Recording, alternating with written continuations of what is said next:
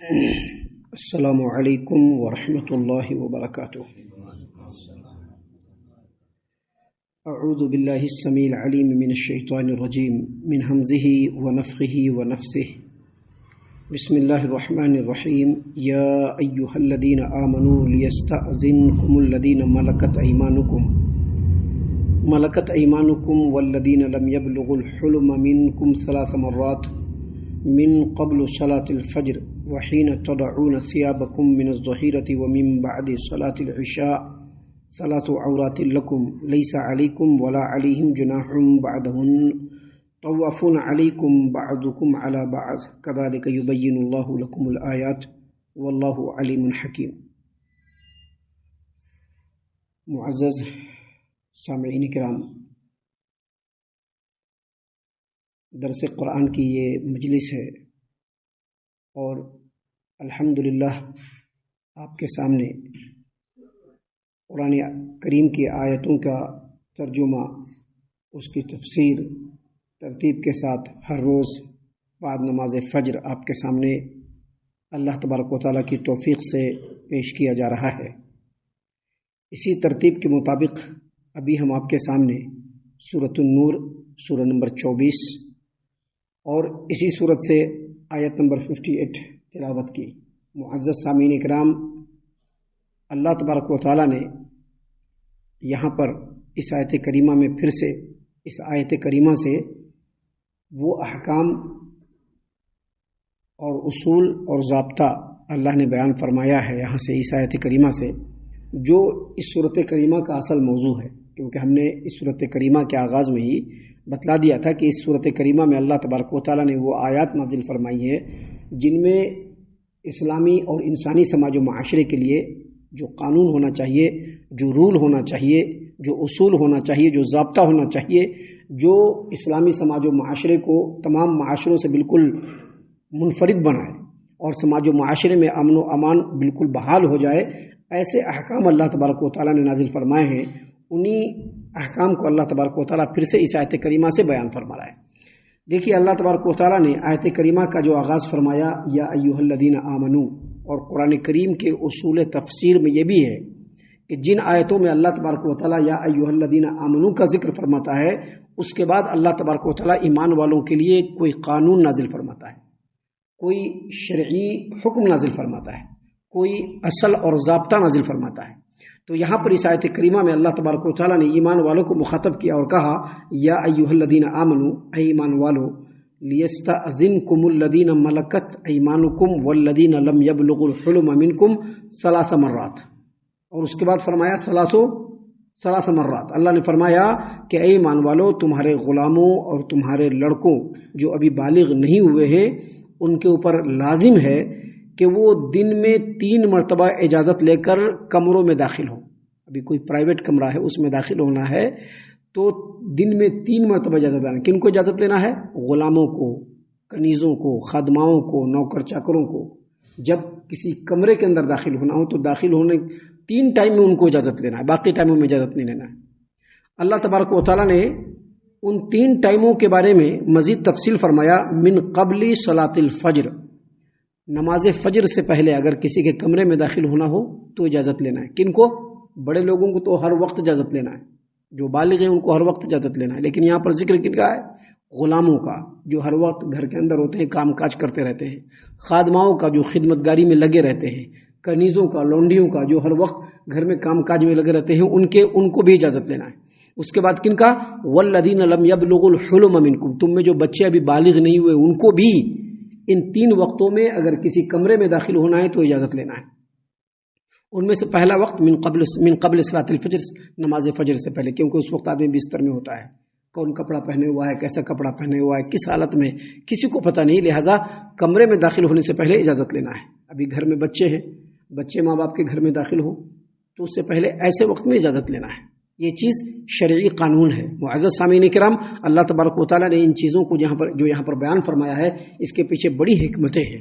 سامعین کرام، دوسرا جو وقت اللہ تبارک و تعالیٰ نے بیان فرمایا، وحین تضعون ثیابکم من الظہیرہ، اور ظہر کے وقت جو تم لوگ اپنے کپڑے کو اتار کر کے اپنے گھر میں لیٹے رہتے ہو، ابھی ظہر کی نماز سے پہلے ہو یا ظہر کی نماز کے بعد وہ آدمی اپنے گھروں میں سویا رہتا ہے، اہل و عیال کے ساتھ بھی سویا رہتا ہے، تو ایسے وقت میں بھی بہت سارے معاملات رہتے ہیں، تو اس وقت بھی اجازت لینے کا ذکر ہے۔ اور آگے ومن بعد صلاۃ العشاء، اور نماز عشاء کے بعد، نماز عشاء کے بعد آدمی اپنے گھروں میں سو جاتا ہے، شوہر و بیوی کی بھی ضرورتیں ہوتی ہیں، تو ایسے وقت میں بھی بچے ہو یا خادمائیں ہوں یا غلام ہو یا کنیز ہو، ان تمام کو اجازت لے کر کے داخل ہونا ہے۔ آگے اللہ نے فرمایا ثلاث عورات لکم، ثلاث عورات لکم، یہ تین جو وقت ہے یہ پردے کا ہے۔ یہ جو عورات ہے، عورات یہ عورتن کی جمع ہے، یہ عورات عورتن کی جمع ہے، اور عورت ان الفاظ میں سے ہے جو دوسرے لینگویج میں اگر منتقل ہو، کنورٹ ہو، تو اس کا معنی بالکل الگ ہو جاتا ہے۔ فار ایگزامپل یہ جو عورات ہے، جو عورتن کی جمع ہے، یہ عربی لفظ ہے، لیکن جب اس کو اردو میں یوز کیا جاتا ہے تو کس چیز کے لیے یوز کیا جاتا ہے؟ مرد کے فیمیل کے لیے۔ مرد کا فیمیل کیا ہوتا ہے؟ عورت ہوتی ہے نا، لیکن یہ مرد کے فیمیل کے لیے یوز ہوتا ہے، مرد کے مؤنث کے لیے یوز ہوتا ہے، لیکن یہ جو عورت ہے جب عربی زبان میں یوز ہوگا تو اس کا مطلب ہوگا پردہ۔ کیا مطلب ہوگا اس کا؟ مطلب ائمہ لغت نے اپنی لغت کی کتابوں میں بتلایا ہے کہ عورت کہتے ہیں ہر اس چیز کو جس کا کھلا رکھنا یا کھلا رہنا یہ انسان کے لیے باعث ننگ و آر ہو، اور جس کا چھپانا بالکل ضروری ہو، یعنی پردہ، اس کو کیا کہتے ہیں؟ عورت۔ سامعین کرام، یہاں پر اللہ تبارک و تعالیٰ نے جو بیان فرمایا ہے، یہ عورت کا مطلب ہوتا ہے پردہ، پردے کی چیز جس کو چھپانا ضروری ہو، جس کا کھلا رہنا باعث ننگ و آر ہو۔ اور مرد کے لیے جو عربی میں لفظ ہے، مرد کے بالکل اپوزٹ میں جو فیمیل کے لیے جو عربی میں لفظ ہے وہ النساء۔ کیا ہے؟ النساء۔ النساء کا مطلب ہوتا ہے عورت۔ ان دونوں لفظوں کو اللہ تبارک و تعالیٰ نے قرآن کریم میں ایک ہی آیت میں بیان فرمایا ہے، اسی سورت کے آیت نمبر 31 میں۔ دیکھیے اللہ نے کیا فرمایا، او الطفل الذین لم یظہروا علی عورات النساء، او الطفل الذین لم یظہروا علی عورات النساء، یا وہ بچے جو ابھی بالغ نہیں ہوئے ہو، ابھی بچے ہوں، اور جو عورتوں کی پردہ پوشی کی باتوں سے ابھی ناواقف ہو، ایسی بچوں کے سامنے اگر عورت جو ہے بالکل سر سے کپڑا ہٹائے ہوئے یا دوپٹہ ہٹائے ہوئے تو کوئی دقت نہیں ہے۔ تو یہاں پر دیکھیے عورات النساء، عورات بھی یوز ہوا اور النساء بھی یوز ہوا، تو عورات یہاں پر پردہ کے معنی میں ہے اور النساء مرد کے فیمیل کے معنی میں ہے۔ تو یہاں پر جو اللہ تبارک و تعالیٰ نے عورات کا ذکر کیا ہے، یہ پردہ وہ چیزیں جس کو چھپانا ہے۔ معزز سامعین کرام، جو پردہ کے اوقات ہیں اس کو اللہ نے بیان فرمایا۔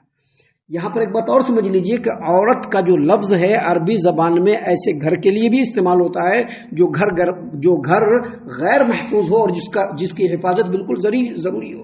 جیسا کہ دیکھیے اللہ تبارک و تعالیٰ نے قرآن کریم سورۃ الاحزاب آیت نمبر 13 میں فرمایا، وَيَسْتَأْذِنُ فَرِيقٌ مِّنْهُمُ النَّبِيَّ يَقُولُونَ إِنَّ بُيُوتَنَا عَوْرَةٌ وَمَا هِيَ بِعَوْرَةٍ، یعنی منافقوں کا ایک گروہ جو ہے نبی کریم صلی اللہ علیہ وسلم سے اس بات کو کہہ کر کے اجازت مانگ رہا ہے کہ ہمارے گھر غیر محفوظ ہیں۔ یہاں پر عورت کا جو لفظ ہے کس کے لیے آیا؟ ایسے گھر کے لیے جو غیر محفوظ ہو، جس کا حفاظت کرنا ضروری ہو۔ لیکن یہاں پر اللہ تبارک و تعالیٰ نے فرمایا ثلاث عورات لکم۔ ثلاث عورات لکم کا مطلب یہ ہے کہ یہ جو تین اوقات ہیں یہ پردے کے اوقات ہیں، جس وقت میں بچوں کو بھی اجازت لے کر کے داخل ہونا ہے، گھر کے نوکر چاکر کو بھی اجازت لے کر کے داخل ہونا ہے، غلاموں کو بھی اجازت لے کر کے داخل ہونا ہے، خادماؤں کو بھی اجازت لے کر کے داخل ہونا ہے۔